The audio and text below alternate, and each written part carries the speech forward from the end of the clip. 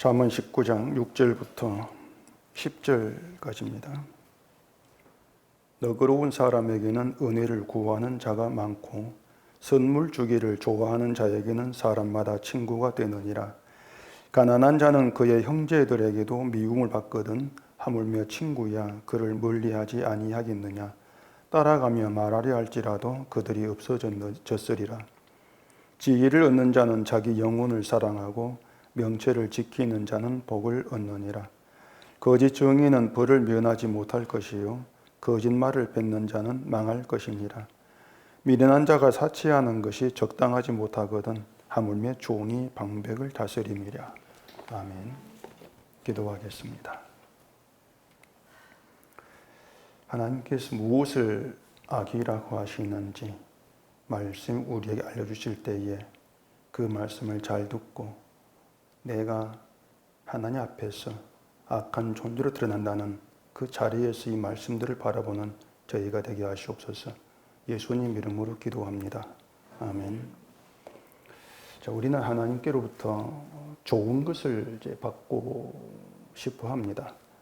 하나님께 미움받는 거, 그것보다도 사랑을 받고 싶어 하는 거, 그게 인간의 본심이고 또 하나님을 찾는 이유라 이렇게 얘기할 수가 있겠죠. 그래서 기도할 때에도 좋으신 하나님, 또 사랑이 풍성하신 하나님 이렇게들 많이 시작을 하고 있죠. 무서우신 하나님, 두려운 하나님 그렇게 하나님 부르면서 기도하는 사람은 아마 없지 싶습니다. 하나님을 자꾸 이 좋으신 하나님 이렇게 얘기하고 있는 이유는 이 좋은 걸 주시고 사랑을 베푸시는 그 하나님께 나와서 좋은 걸 구하고 받겠다. 이러한 그 마음이 있는 겁니다. 좋으신 하나님이니까 좋은 걸 주시지 않겠느냐 그런 생각인 거죠. 사랑이 풍성한 하나님이니까 사랑을 풍성히 내게 베풀지 않겠는가 그런 생각이란 말입니다. 이처럼 사람들이 생각하는 하나님은 무서운 하나님이 아니에요. 두려운 하나님도 아니고 좋은 하나님, 그런 하나님을 원하고 찾고 있는 것이죠. 하나님에 대한 그러한 인식이 사실은 하나님과의 관계에서만 나타난 것이 아니고 인간 관계에서도 그대로 그 생각들이 드러나게 되어 있습니다. 보면 6절에서 이제 그걸 볼 수가 있는데 6절 봐보십시다. 너그러운 사람에게는 은혜를 구하는 자가 많고 선물 주기를 좋아하는 자에게는 사람마다 친구가 되느니라 이런 말인데 사람들을 보면은 그 너그럽고 온화하고 또 성격 좋게 보이는 사람이 사실 있긴 있습니다. 그런 사람들은 뭔가 부탁을 하면은 이제 거절하지 않고 들어줄 것 같은 그런 또 느낌을 갖기도 하는 것이죠. 또 사람에 따라서는 반대로 바늘을 찔러도 피 한 방울 나지 않을 것 같은 또 그런 사람이 있기도 있는 거예요. 그런 사람은 잘 부탁을 안 하죠. 부탁해봐야 거절할 것이다. 그것을 미리 이제 예상을 하면서 그런 사람을 잘 찾아가지를 않는단 말입니다. 그래서 뭔가 구하려면은 너그럽게 보이는 사람, 너그러운 사람이라고 여겨지는 그들을 찾아가서 그냥 그런 부탁을 하게 되죠. 제가 한 25년쯤 됐나 조카 얘가 어릴 때 교통사고로 이제 그 세상을 떠난 그런 일이 있었거든요. 그때 그 이제 가해 운전자하고 합의하는 것 때문에 운전자를 만나러 가는데 저하고 그 조카 외삼촌하고 이제 둘이 같이 갔어요. 제 동생은 또 한 성격을 하거든요. 그래서 이제 안 데려갔습니다. 넌 있어, 우리 갈게. 갔는데 가면서 이 조카 외삼촌이 저보고 목사님은 가만 계세요. 제가 말할게요. 왜냐하면 목사니까 화도 못 낼 거고 그걸 미리 생각한 거죠. 제가 말할게 하면서 이제 갔단 말입니다. 조카 외삼촌이 이제 언성을 높이고 말하는데 저는 이제 간혹 이제 얘기하면서 조용조용하게 그냥 부드럽게 얘기를 했어요. 석은 성질 나는데 부드럽게 얘기를 했죠. 그렇게 조금 얘기하다가 그 가해 운전자 아버지가 저하고 얘기하고 거예요. 외삼촌 말고 나랑 얘기하겠습니다. 이유는 뻔합니다. 제가 부드럽게 말하니까 얼굴도 험하게 안 생겼으니까 뭔가 좀 너그럽게 보였는가? 자기의 말을 좀 들어줄까? 싶었던가 보겠죠. 그러니까 어떤 저 사람이 너그럽게 부드럽게 보이니까 우리 사정을 좀 잘 봐주지 않겠는가? 그런 생각이죠. 그리고 저에게 자기들이 어려운 사정을 저저 눌러놓으면서 좀 봐달라. 이렇게 이제 나오는 겁니다. 은혜를 구하는 거죠. 우리가 하나님을 찾는 것도 그런 의식이 없을 수가 없어요. 그래서 좋으신 하나님을 찾는단 말입니다. 내 사정 봐주고 은혜를 주시는 그런 하나님을 생각을 하는 것인데, 근데 사실 하나님은 무서운 분이에요. 사실은요. 무섭죠. 그 하나님 무서움이 십자가에서 정말 선명히 드러났지 않습니까? 하나님은 죄를 그냥 두고 보시는 분이 아니거든요. 그게 어느 정도인가 하면은 아들을 그 십자가란 저주에 내버려 두실 정도로 그렇게 죄에 대해서 무서우신 하나님이란 말입니다. 그게 무서운 하나님인데, 그런 하나님을 사람들은 좋으신 하나님 이렇게 얘기하면서 아주 마음 편히 그 하나님을 찾고 있는 거죠. 한마디로 말하면 자기 죄에 대해서는 눈끝만큼도 생각지를 않는다는 것입니다. 아들을 죽이신 하나님인데 그 하나님에 대해 전혀 관심을 두지를 않는 거예요. 그러면서 좋으신 하나님 하면서 그냥 내가 원하는 좋은 것을 구하고 주시고 베풀고 그것만 염두에 두고 산단 말입니다. 물론 사람들이 하나님의 아들을 십자가에 못 박혀 죽게 하셨다, 그렇게 말은 하겠죠. 그런데 그 십자가를 우리의 구원을 위해서 아들을 죽게 하시느냐, 그것만 생각을 하고 있는 거예요. 그러니까 그걸 사랑으로 또 몰고 가는 것이죠. 사랑이 풍성하니까 우리 구원을 위해서 아들을 희생하시면서 우리를 구원했어.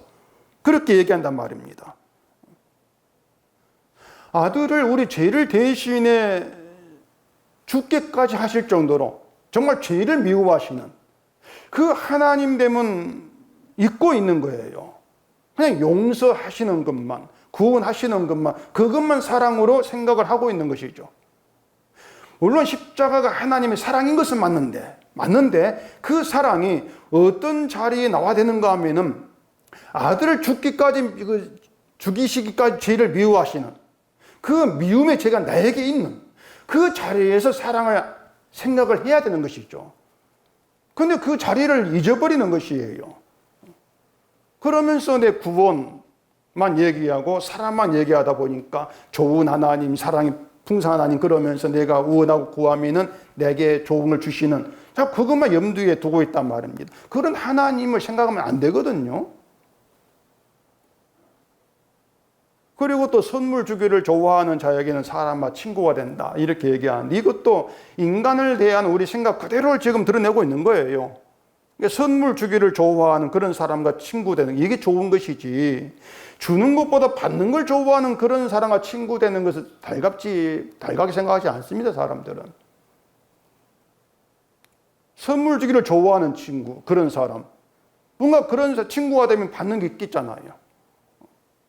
그걸 염두에 두고 있는 것이죠.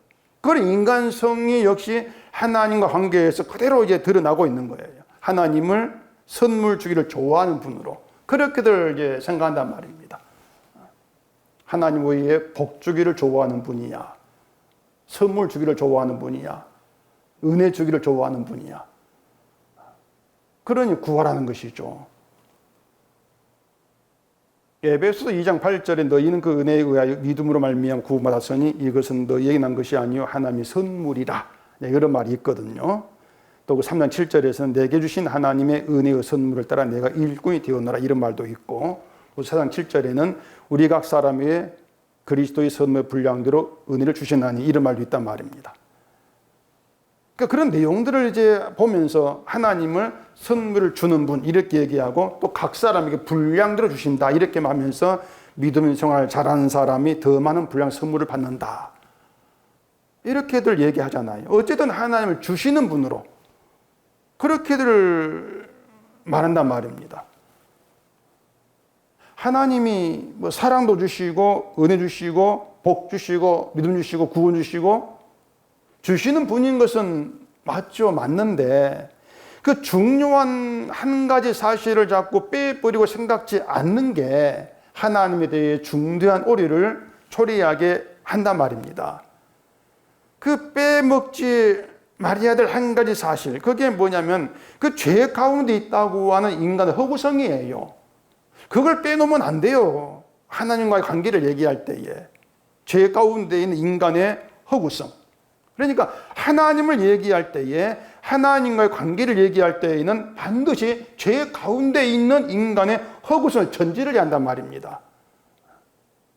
제가 말을 조금 바꿨지만은 늘 강조한 것 같은 죽음에 있는 인간, 저주 가운데 있는 인간, 그게 죄 가운데 있는 인간 허구성이에요. 같은 말이에요. 똑같은 말이 싫었죠. 말을 잠깐 바꾼 거예요, 그냥. 그걸 전제를 분명히 하셔야 돼요. 근데 그걸 빼버리고, 그걸 잘라버리고 하나님을 얘기하기 때문에 늘 하나님은 좋은 거 주시는, 막 선물을 막 펴주시는 그런 하나님을만 자꾸 사람들이 생각을 한다는 거예요. 그래, 교회들을 보면은요, 좋으신 하나님에게 은혜를 구하는 그런 사람들로 가득하죠. 또 선물 주기를 좋아하는 그런 하나님의 친구로 가득해요. 나는 선물 주기를 좋아하는 하나님 친구가 되겠습니다. 다들 그러지 않습니까? 근데 성경은요, 사람들이 찾는 그런 하나님 우상으로 얘기합니다. 그런 하나님은 없으니까. 결국에는 우상을 너그러운 그런 신으로 여기면서 은혜를 구하는 것이고, 우상이 친구가 되려고 하는 것. 그게 지금 교회의 형편이 되어 있는 것이죠. 우리가 늘 그런 점들을 좀 염두에 두면서 생각을 할 수 있어야 돼요. 은혜를 얘기하든 사랑을 얘기하든 뭘 얘기하든지 간에 그냥 주시는 분을 받으면 되는 거, 그렇게 막 나가면 안 된단 말이에요. 로마서 11장 가보십시다. 로마서 11장 30절. 너희가 전에는 하나님께 순종하지 아니하더니 이스라엘이 순종하지 아니함으로 이제 긍휼을 입었는지라. 이와 같이 사람들이 순종하지 아니하니 이는 너희에게 베푸시는 긍휼로 이제 그들도 긍휼을 얻게 하리 하심이라. 하나님이 모든 사람을 순종하지 아니하는 가운데 가두어 두심은 모든 사람에게 긍휼을 베풀려 하심이로다. 깊도다 하나님의 지혜와 지식의 풍성함이여 그의 판단은 헤아리지 못할 것이며 그의 길은 찾지 못할 것이로다. 이 내용에서 긍휼을 입었다, 긍휼을 얻었다, 긍휼을 베푼다, 이렇게 말이 계속 반복되고 있는데, 그 긍휼을 입었다, 베푼다 이런 말만 볼 것이 아니고요, 그 앞에 전제하고 있는 그 말을 먼저 보셔야 돼요. 그 30절에 긍휼을 입었다 이 말 앞에 이스라엘에 순종하지 아니함으로 이 말이 있지 않습니까? 무슨 말이냐면 이스라엘이 하나님께 순종하지 않은 것 때문에 긍휼을 입었다는 겁니다. 순종하지 않은 것 때문에 긍휼을 입었다. 다시 말해서 불순종, 순종하지 않은 것이 긍휼을 입은 조건이 되는 이상한 내용이 되는 거예요. 이상하지 않습니까? 불순종이 긍휼을 입은 조건이다? 이게 우리가 생각할 수 없는 하나님의 구원이란 말입니다. 지금의 교회는 늘 순종을 조건으로 얘기하지 않습니까? 믿음의 조건이든 복을 받는 조건이든 은혜를 받는 조건이든 하나님께 뭔가 받으려면 순종을 해야 돼. 늘 순종의 조건으로 전제된단 말입니다. 사랑도 복도 은혜도. 그렇게 하나님께 받게 된 모든 그 조건을 순종으로 말하지 불순종을 조건으로 말하는 그런 사람은 없어요. 아니 어떻게 불순종이 조건이 되어 긍휼을 입느냐 말이에요. 인간 상식과 안 맞단 말입니다. 그 30절에서 말하는 너희는 로마 교회의 성도, 이방인 성도를 얘기합니다. 이방인 성도. 그 이방인 성도들을 하나님께 순종하지 않은 자, 이렇게 얘기하고 있단 말입니다. 자, 하나님께 순종하지 않으면 구원받지 못한다. 이건 그때나 지금이나 변하지 않은 인간 생각이에요. 율법을 잘 실천해야 되고, 하나님 말씀을 우리가 잘 따라가야 되고, 그렇게 뭔가 행함이 있는 그것을 믿음으로 이렇게 알고 있단 말입니다.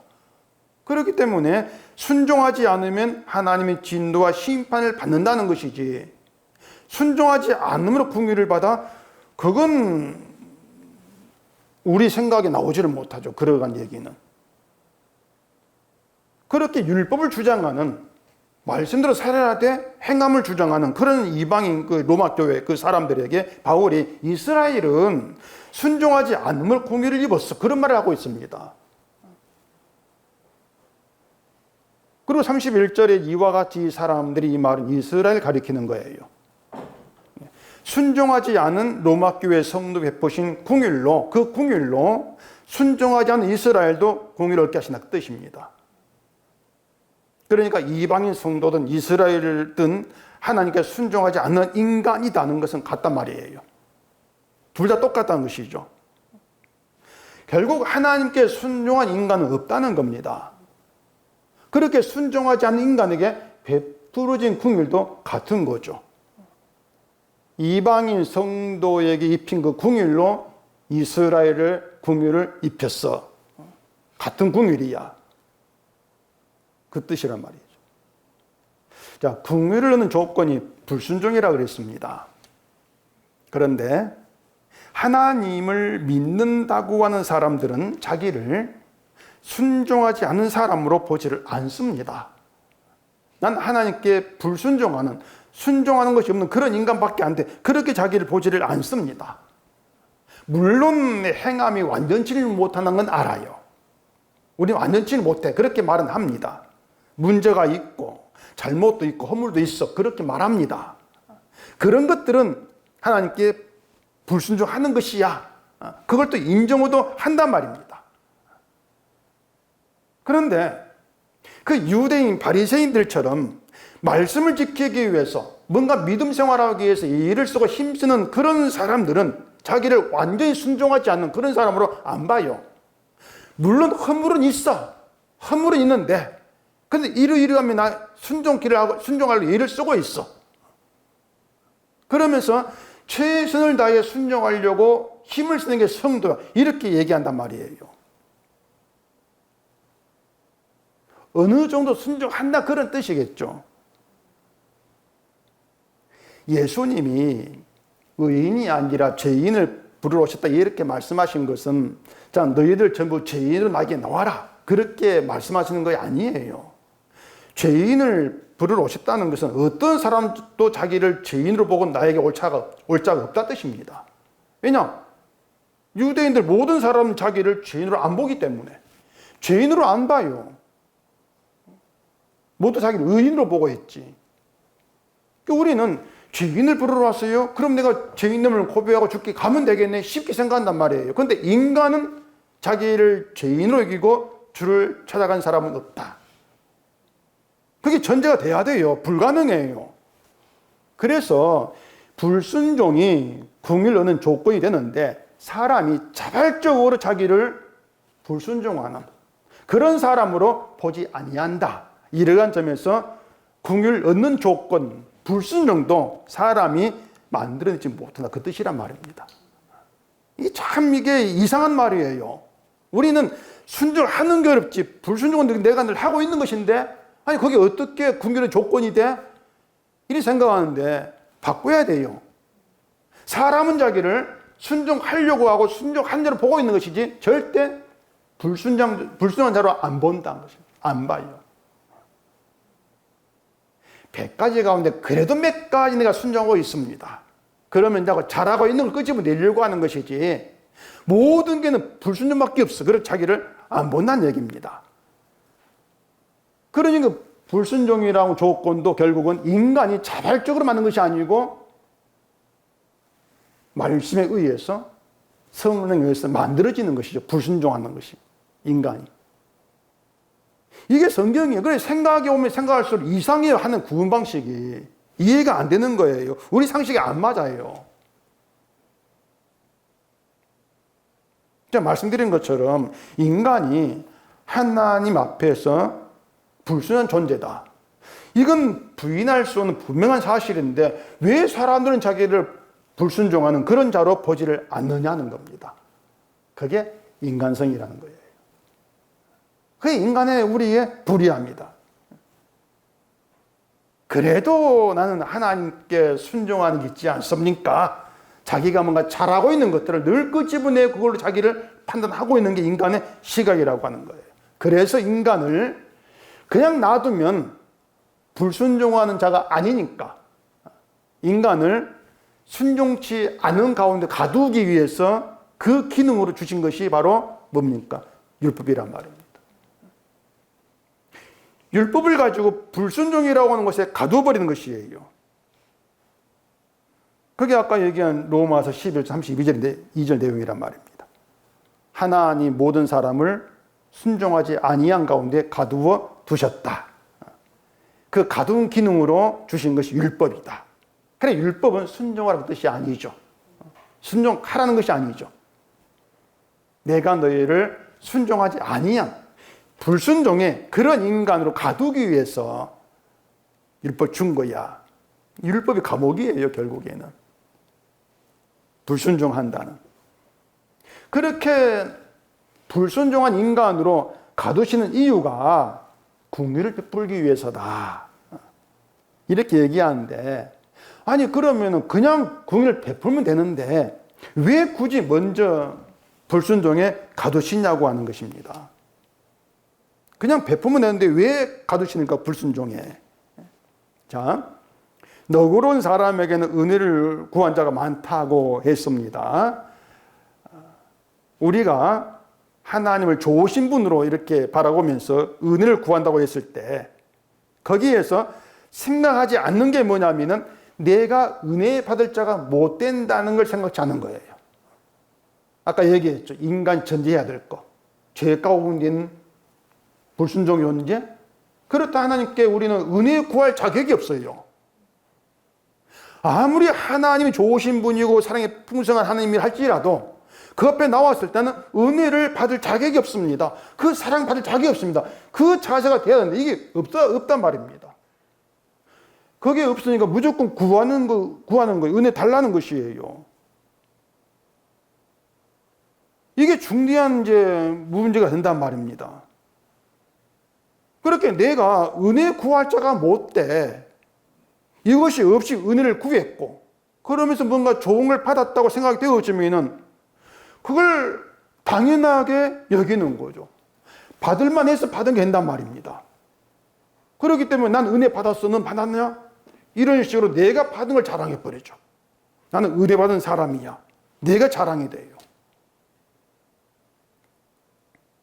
그런데 우리를 순종하지 않은 가운데 가두게 되어지면은요, 거기 갇혀있는 사람은 자기를 하나님께 순종한 사람으로 보지 않는 거 아닙니까? 불순종에 가두어져 있는데, 자기를 불순종의 사람 보게 되는데, 그런 나를 순종한 사람으로 안 본단 말입니다. 그렇게 순종하지 아니한 자, 불순종하는 자, 그런 사람으로 하나님께 나오게 되어지면은 인간은 자기를 하나님께 어떤 것도 받을 수 없는 그런 자로 보게 되어져요. 그러면 하나님께 주어진 모든 것들은 받을 수 없는 나에게 주어진 은혜가 되지 않습니까? 받을 자격임자에게 주어진 은혜. 그러면 하나님께로부터 베풀어진 걸 받은 그 사람은 내가 이걸 받았다, 그걸 자랑하는 것이 아니고 받을 자격이 못된 자에게 주시는 하나님의 그 궁을, 그 사랑을 자랑을 해요. 그게 진짜란 말입니다. 그러니 먼저 가두는 거예요, 불순종에. 가두면서는 받을 자격이 없어. 이걸 알게 한단 말입니다. 그렇게 순종하지 않은 사람에게 베풀어지는 것이 구원이죠. 순종하지 않은 가운데에 궁의를 입었다. 이것을 구원으로 말한단 말입니다. 그러니 순종하지 않은 가운데에서 구원을 얻게 되어지면은 그 사람은 나 구원 받았어, 이것이 아니에요. 어떻게 나 같은 자에게 구원이 베풀어집니까? 하나님이 하신 그 일을 알게 되고 그 일을 감사하고 높이는 거죠. 그게 하나님의 성들을 부르신 이유의 뜻이에요. 그것이 이유예요. 성경은 우리를 순종하지 않는 가운데 있다는 것을 확실하게 드러냅니다. 그게 성경이에요. 변명의 여지가 없도록 만들어버립니다. 할 말이 없게 해요, 성경이. 그러니까 이 방금 읽은 본문대로 너그러운 사람에게 은혜를 구한다. 그런 인간관계에 드러난 인간의 본성들, 그 인간 우리 상식 본성이거든요. 그 본성대로 하나님께 나온다는 얘기예요, 우리가. 그런 것들 하나하나를 통해서 인간이 어떤 마음으로 하나님을 찾고 있는가 드러나게 되어지면서, 봐라, 이것이 너희들이기 때문에 너희들은 하나님께 순종하는 가운데 있는 것이 아니야. 그렇게 알게 하는 것이죠. 그래서 인간은요, 죽을 때까지 순종하지 않는 가운데에서 궁유를 입은 성도로 구원돼요. 불순종 가운데 갇힌 자로 구원이 되는 거예요. 그게 성도예요. 순종해야 되지 않겠는가? 이 생각 자체가 마귀 유혹이에요. 네가 구원받아서 순종해야 되겠지. 순종도 하지 않으면 네가 믿음이 있다고 그렇게 말하면 안 돼. 뭔가 그런 말들이 뭔가 그럴듯 들린단 말이에요. 그게 마귀 유혹이란 말입니다. 그런데 그런 생각들이 하나님 일을 해방하는 것이죠. 이런 하나님의 구원 방식을 두고 바울이 깊도다 하나님의 지혜와 지식의 풍성함이 이렇게 매기합니다. 하나님의 구원 방식이 도무지 인간 지혜, 인간 지식으로는 알 수도 없고 인간이 나올 수도 없는 그런 방식이라고 하는 것이죠. 인간 지혜는 순종하는 걸 믿음으로 인정을 해요. 순종하는 것을.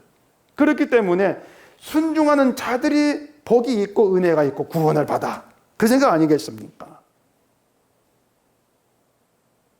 성경은요, 인간의 처음 시작을 하나님께 순종하지 않은 것으로 합니다. 선악과 먹은 거, 순종치 않은 거예요. 그렇게 인간이 시작이 되는 거예요. 그로 인해서 에덴에서 추방되었고 생명이 가는 길로 막혀버린 그게 인간 형편이 되었는데, 그런 형편인 인간으로 인간이 시작되는 것인데, 그런 인간됨, 그런 성경에 말한 인간됨은 무시를 해버리고 순종합시다, 이렇게 나서는 것이 바로 인간의 미련함이죠. 그것이. 그게 자문이 말한 미련한 인간이에요. 그래서 우리가 알아야 되는 것이 하나님의 지혜가 뭐고 인간의 미련이 뭔가, 이걸 알아야 되죠. 다시 얘기할게요. 하나님의 지혜는 우리를 불순종에 가둬두시고 긍휼을 베푸는 겁니다. 긍휼이 그냥 베풀어지는 것이 아니고 순종하시는 분으로 인해서 베풀어져요. 그러니까 우리는 불순종에 갇혀 있습니다. 갇혀 있는데 순종한 분이 우리 밖에 계시는 거예요. 예수님이 말씀에 순종하셨고 예수님의 순종하심으로써 그 불순종에 갇혀 있는 우리에게 긍휼이 베풀어진 거예요. 예수님의 순종 때문에. 그게 하나님의 구원 방식이란 말입니다. 따라서 하나님의 지혜가 있게 되어지면은 그 지혜는 나에게 순종하라는 것도 아니고 나를 순종한 자로 보게 하지도 않아요. 대신 순종함을 바라보게 해요. 예수님의 순종을 바라보게 해요. 그렇게 예수님의 순종을 바라보는 그들이 성도란 말입니다.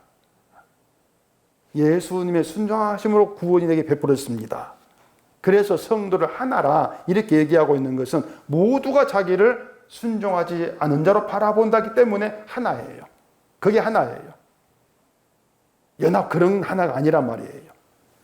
순종하지 않는 자, 누가 기도를 얼마 하고 성경을 얼마 헌금 얼마 든지 간에 모두가 다 순종하지 않은 자, 열심히 기도하면서 순종하지 않는 자, 막 지팔 헌금하는데도 순종하지 않는 자, 그렇게 한다면 거기에 아무 차별이 없지 않습니까? 그러니 하나란 말이에요. 그 불순종에 뭐 50점, 60점 이게 차별이 없어요. 그런데 순종합시다 이렇게 되어지면은 모두가 다 순종하는 자로 자기를 보려고 하죠. 그럼 거기에는 점수가 나눠지게 되는 거예요. 누가 더 순종했는가? 누가 덜 순종했는가? 이렇게 바라보지 않습니까? 그렇기 때문에 순종합시다. 이건 하나가 아니라 개인이 됩니다. 하나하나 깨지는 것이에요. 이건 교회가 아니죠.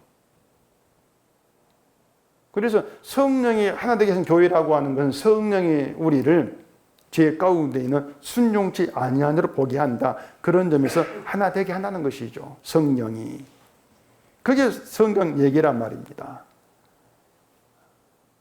그러니까 이걸 아셔야 돼요.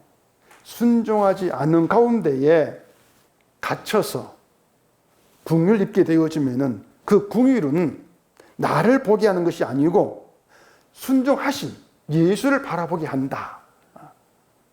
그게 궁유를 입은 성도다. 그걸 기억하셔야 한단 말입니다. 예수님의 순종으로 궁유를 입었으니까 그 궁유이 구원으로 내게 주어졌으니까 그게 당연하죠. 예수를 바라보는 게. 그런데 내가 누구인가를 지워버리고 그냥 너그러운 자에게 은혜를 구하는 자꾸 그것만 생각하기 때문에 은혜 받은 자, 구원받은 나, 복 받은 나 그렇게 나만 바라본다는 것이에요. 그게 미련한 인간의 잘못됨이란 말입니다. 그건 지혜 있는 성도가 아니라는 것이에요. 선물 주기를 좋아하는 사람에게 친구가 되려고 하는 건 선물 때문입니다. 그 친구 때문이 아니고 선물 때문에 친구 되려고 하죠. 노리는 게 선물이에요.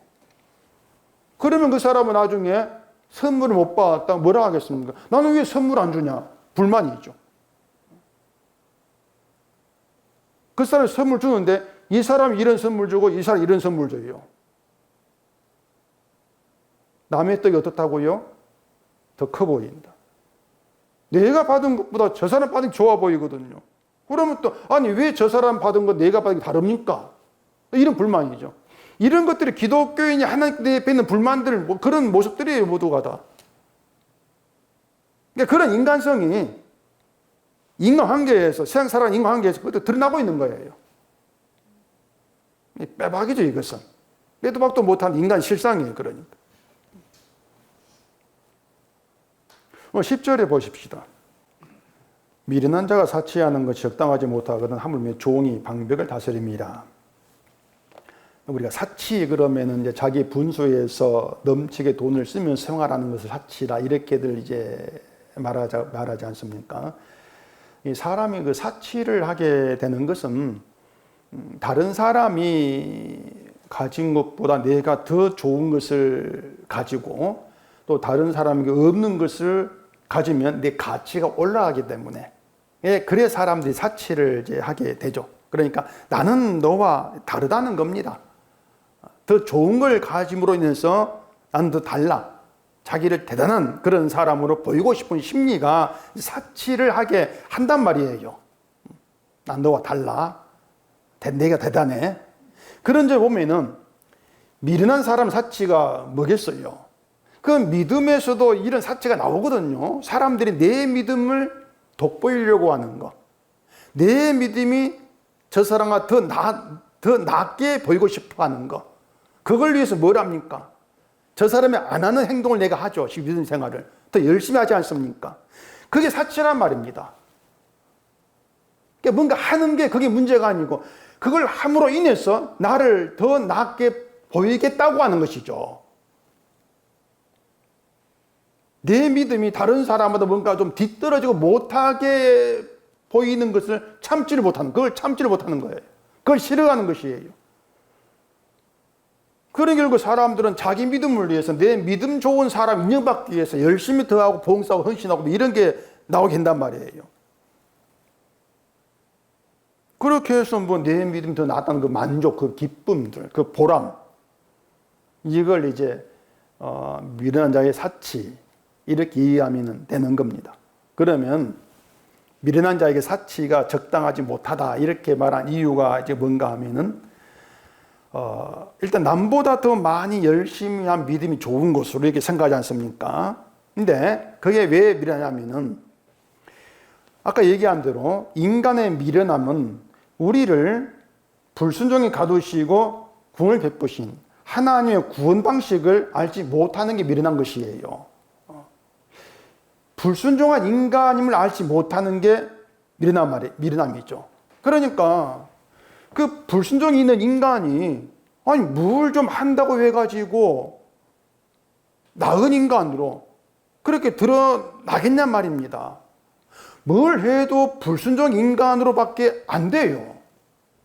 나아질 게 없단 말이에요.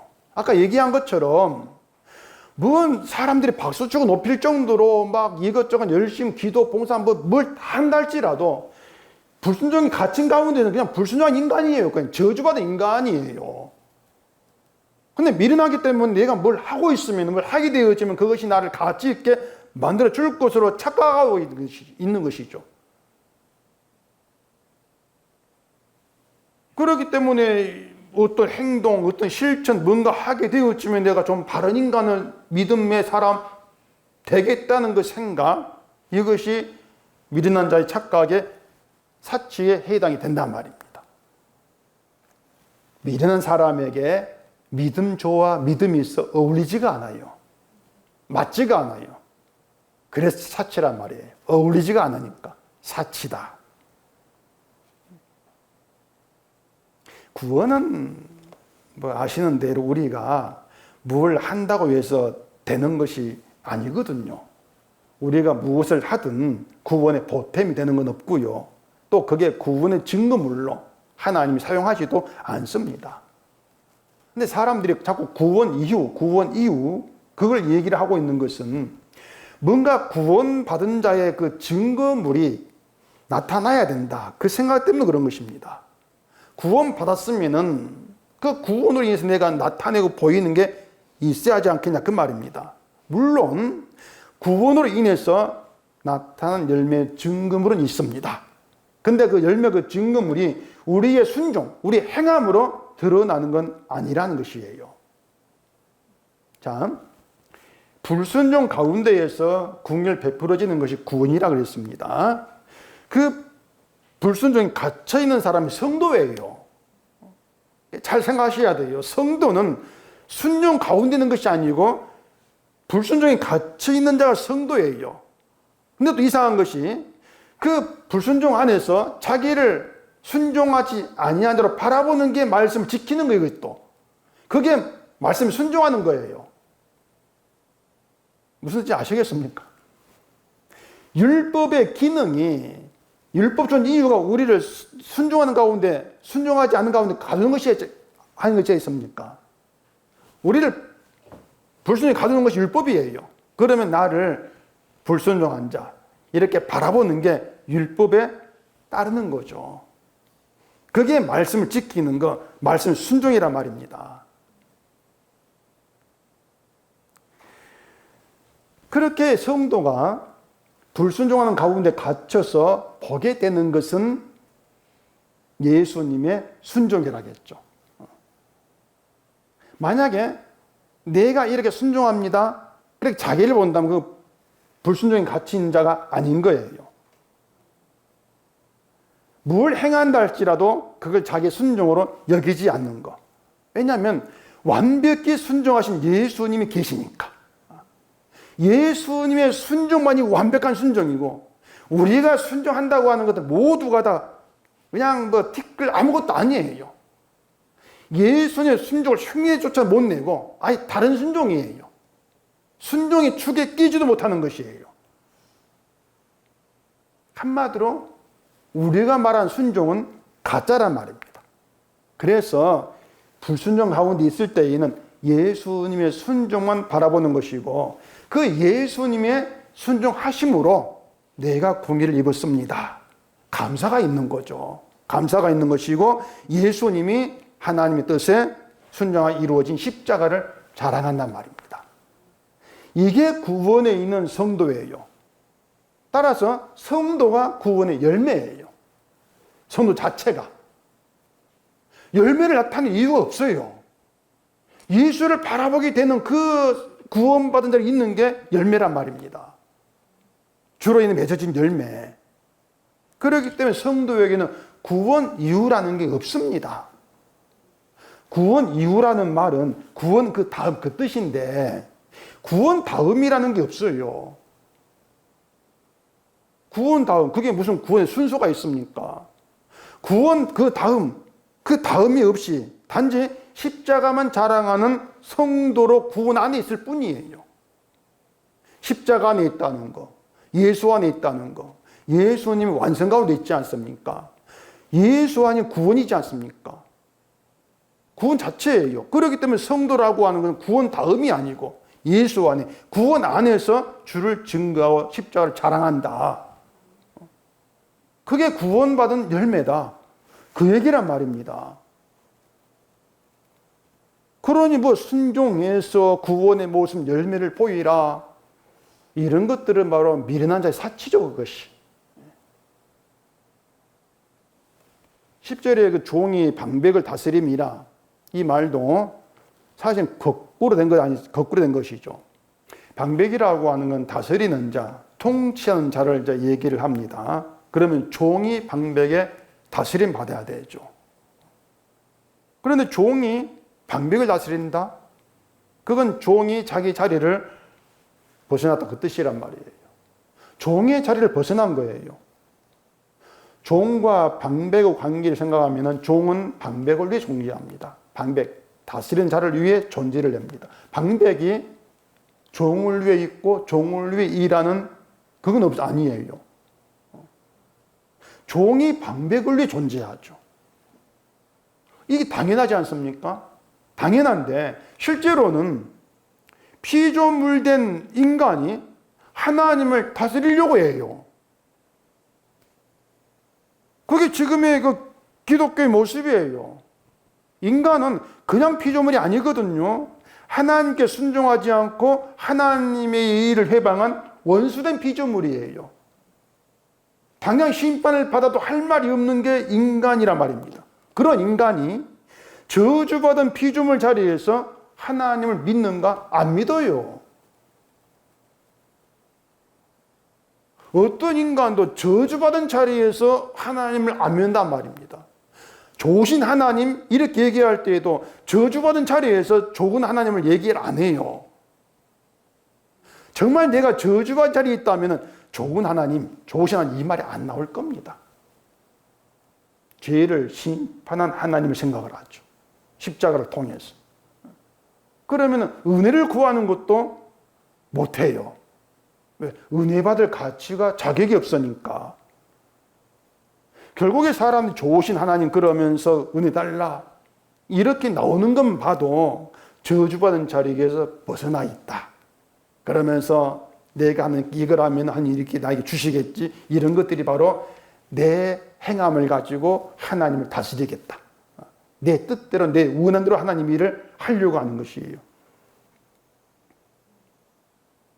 그런 모든 것들이 결국은 미련한 자의 사치죠.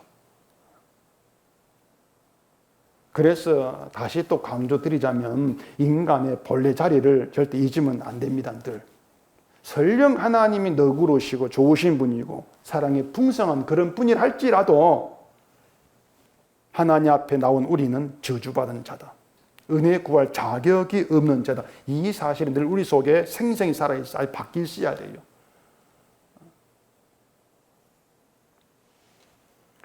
그래서 7절 보십시다.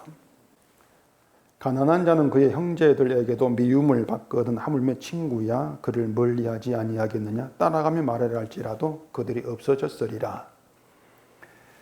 자, 이게 가난한 자에 대한 이 세상의 이제 그 반응인데, 대하는 태도인데, 쉽게 말해 세상은 가난한 자를 좋아하지 아니한단 말입니다. 친구가 되려고도 하지를 않아요. 사람 본심이 가난한 사람 멀리하고 피하고 도망치죠. 가까이 해봐야 뭐 나에게 돌아올 것은 없거든요. 내가 손해볼 것만 있지 덜 얻을 것이 없다는 걸 안단 말입니다. 그러니 가난한 사람을 피하죠. 수십 년 만에 뭐 잃어버린 가족을 찾았다. 그 순간 좋을지 몰라도 그 찾은 그 가족이 정말 찢어지게 가난한 사람이다. 그럼 부담 느끼죠. 반가운 건 한순간이고 결국에는 부담이 느낄 수밖에 없어요. 그러니까 사람은 결국 자기를 위해 살고 있고 자기 유익을 쫓고 있는 게 우리 사는 방식인데, 그런 인간됨으로써 그런 인간됨이 예수를 쫓고 예수와 친구가 되고 예수와 사귀고 싶어하고, 이건 있을 수가 없습니다. 예수를 찾고 예수를 믿고 내가 이렇게 생각하는 것은 자꾸 예수를 좋은 분 생각하니까, 예수를 믿으면은 주님이 나에게 종을 주시지 않겠는 기대가 있으니까 그래 찾고 사귀겠다 하고 이렇게 나오는 것이지, 예수님이 가난하고 예수 함께하면 내가 가난해지고 그렇다면은 그 예수는 멀리할 수밖에 없어요. 그래 사람은 십자가 복음을 멀리하죠. 왜? 십자가 복음이 내가 부자 된 게 없으니까. 근데 예수님이 가난한 분으로 오셨는데 그걸 사람들은 생각지 않습니다. 예수님이 얼마나 가난하셨냐면은 여우도 굴이 있고 공새도 거처가 있는데 인자는 머리 둘 곳이 없다 이렇게 말씀했거든요. 근데 이 말씀이 머리 둘 곳도 없다는 것이 뭐 잠잘 집도 돈도 없다 그 의미의 가난이 아니에요. 돈이 없는 가난 이렇게 말씀하는 것이 아니라 말입니다. 예수님이 머리 둘 곳도 없다 이렇게 말씀하고 계신 것은 세상의 어떤 것도 자기 소유로 여기지를 아니한다 그 뜻이란 말입니다.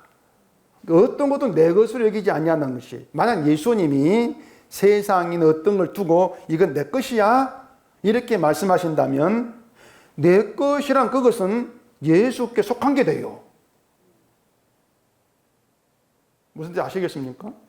예수님이 이건 내 것이야 이렇게 하신다면 그 내 것이란 그것은 가치 있는 게 된단 말입니다. 주의 것이니까. 그런 예수님은 이 땅 어떤 것도 내 것 이렇게 여기시를 않는 게 당연하죠. 우리가 볼 땐 귀한 것이라 할지라도 예수님께는 귀한 게 아니에요. 그런 의미의 내 것이 아니에요. 그런 의미에서 머리 둘 것도 없어. 내 것은 없어. 그런 의미의 가난이란 말입니다. 돈이 가난이 아니고. 바울이 말대로 세상에 있는 모든 것은 배설물과 같다. 그게 바울의 가난이죠.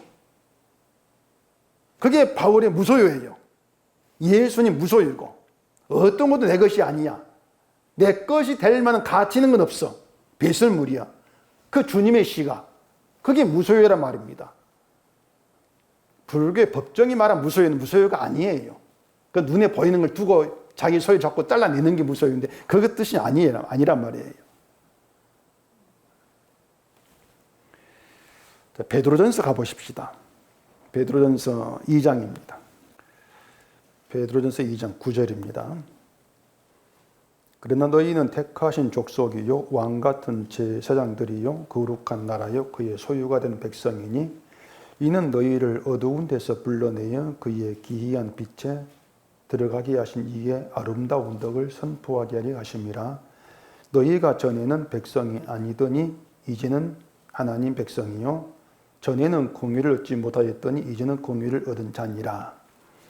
자, 거기에서 예수님이 유일하게 나의 소유 이렇게 말씀하는 게 성도입니다. 성도를 나의 소유, 하나님의 소유가 된 백성 이렇게 말씀을 하고 있죠. 근데 성도가 자동적으로, 성도가 자발적으로 난 하나님 것이 되겠습니다 이렇게 나와서 소유가 되는 것이 아니란 말입니다. 왜 그런가 하면은 그 앞에 자면 본문 그대로 너그러운 자에게 은혜를 구하는 그 본심, 선물 주기를 좋아하는 사람을 친구 되려고 하는 그 본심, 이러한 본심으로는 우리가 예수님의 소유가 되겠다 나서지를 않아요. 그런 본심으로는. 그냥 말씀처럼 예수님의 십자가 못 박혀 죽으신 분, 가난한 자, 이 땅 어떤 것 자기 소유 여기지 아니한 자, 그게 주님의 시각인데 그런 예수님의 찾아가 봐야 얻을 게 없단 말이죠. 그러니 늘 좋으신 하나님, 좋은 예수만 그것만 생각한단 말이에요. 그렇게 우리는 자발적으로 예수의 소유가 될 만한 인간이 못 되는데 예수님이 자기의 소유로 만들기 위해서 십자가의 죽으심으로 궁의를 얻게 한 수고를 하셨단 말입니다. 십자가 죽으신 예수님의 수고로 예수님의 소유가 만들어진 거란 말이에요. 예수님의 수고 덕분에 예수님의 소유가 된, 그들이 성도란 말입니다. 그러면 그 성도는 자기가 한 일을 나의 수고로 생각지를 않아요. 그렇지 않습니까? 예수님의 수고를 알고 그 수고 덕분에 하나님 소유가 되었어. 하나님 백성이 되었어. 이걸 알고 있는데 그 하나님께 나와가지고 내 수고를 내놓겠냐 말입니다. 그렇게는 못하죠. 그 예수님의 수고, 피 흘려 죽으신 그 수고를 생각한다면은 내가 어떤 일을 하고 어떤 수고했다 할지라도 내 수고는 꺼낸 가치도 없다. 그게 예수님의 수고를 하는 성도의 자세예요, 그것이. 그렇지 않습니까? 내놓을 게 없는 거예요, 내가 수고했다고. 근데 미련한 사람은 자기 수고밖에 몰라요. 예수님의 수고, 그거 생각지를 않아요. 결국 미련한 사람은 자기 수고를 자랑을 하듯 내놓고 내 수고했으니까 은혜 달라, 선물 달라 이렇게 하고 있는 거죠. 이만큼 수고했으니까 주세요. 그러니 그런 인간들이, 그런 인간이 우리인데 그런 인간됨으로써 우리가 어떻게 예수를 믿고 예수께 나오는 자가 되겠는가? 안 된다. 결국 구원도 예수님 소유된 것도 모든 것들이 주님의 수고로 인한 일이다. 그게 지혜 있는 자가 알게 된 자기의 내막입니다. 그거 내막이에요. 그게 지혜란 말이에요. 그러니까 인간의 본심, 우리의 본심을 잘 생각하셔야 돼요. 우리는 세상 것을 가치 없게 여기는 가난한 예수를 원하지 아니한다. 세상 걸 가치 없게 여긴다면은 그 예수님이 세상 걸 주겠냐 말입니다. 가치 없는 걸, 가치 있는 걸 주시겠지. 그렇지 않습니까? 그래서 그런 내막을 모르는 미련한 자 있게 되어지면은 십자가와 함께 선물도 주고 은혜도 주고 그런 예수라고 기대하게 되는 것이죠. 그렇게 우리는 그래요. 베드로처럼 제자들처럼 늘 예수께로부터 도망치고 멀리하는 길이 인간밖에 안 됩니다. 그게 우리예요. 그런데 부활의 예수님이 제자들을 찾아오신 것처럼 하나님 주신 백성들을 버리지 않고 찾아오셔서 어두운 데서 불러내시는 겁니다. 그게 주의 사랑이에요. 그렇게 백성이 아닌 자를 백성 되게 하는 거죠. 궁일 얻지 못한 자를 궁일 얻은 자 되게 만드신단 말입니다. 우린 그걸 은혜로, 그걸 사랑으로 받아들이셔야 돼요. 그래서 늘 우리가 세상을 어떻게 살아가는가 보시라 그 말입니다. 우리가 어떻게 인간관계를 이루고 나가는가, 사람들 어떻게 바라보고 생각하는가, 본문처럼 어떤 사람과 친구가 되고 싶어 하는가 하나 뜯어보셔야 됩니다. 그러면 이런 우리 인간에서 이런 본심으로는 하나님 찾고 믿을 자가 못 되구나. 그런 결론 우리가 내리셔야 돼요. 그럼 다음 뭡니까? 나는 궁일 얻을 자가 못 된다. 버림 받아야 마땅한 자다. 그런 우리가 예수님 때문에 궁일을 입고 백성이 되고 하나님 소유가 되었다는 이 사실 그 하나가 기쁨 감사가 되는 거예요. 그렇게 궁일 얻지 못한 자를 궁일 베푸시는 그 예수님의 아름다운 덕을 선포하라는 것. 그게 성도로 부르신 이유란 말입니다.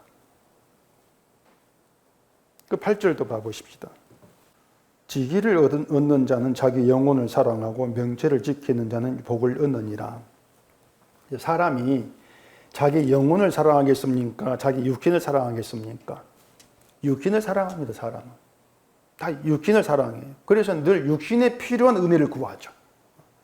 영혼을 잘 되게 해달라. 이렇게 하는 것은 육신을 잘 되게 해달라. 그 뜻이에요. 물론 영혼이 잘 되기를 바라기도 하죠. 근데 그 영혼이 잘 된다는 것을 천국 가는 것으로 알아먹어요.